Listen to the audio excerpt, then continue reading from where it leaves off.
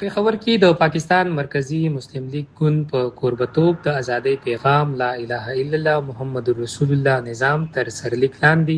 ټولګوندي کانفرنس ترسره شو.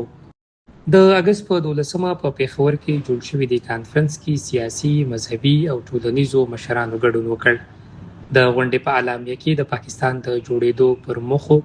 ملي خپلواکۍ، سیاسي او اقتصادي ستونزو او د ولس پر ستونزو خبرې وشوې. دا زموږ لپاره ډېر اهم خبره ده چې دا ملک موږ ته آزاد ملاو شوی دی. نو دا ازادي موږ ته داسې نه ده راغلی، دې باندې 80 کاله کوشش شوی دی او زموږ لکونه مشرانو، مسلمانانو، مؤمنانو، علماو کرامو قرباني ورکړې ده، د هغې په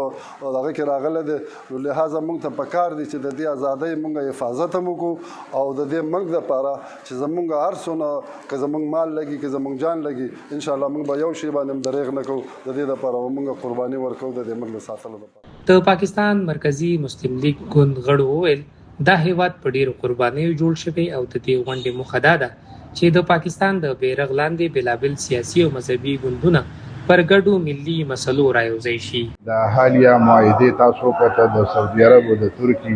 او پاکستان چې کوم د دفاعي معاهدې وشوې، موږ دعا کوو چې ان شاء الله ټول اسلامي ممالک په دې کې شاملېږي او موږ خپل قوم ته خصوصا پیغام ورکوو چې د پاکستان فلاحي مملکت کې خپل کردار ادا کړي. د خیبر پښتونخوا مشر خطیب شان نیوز ته وویل د پاکستان د خپلواکۍ پیغام باید یوازې د اګست تر 14مې جشنونو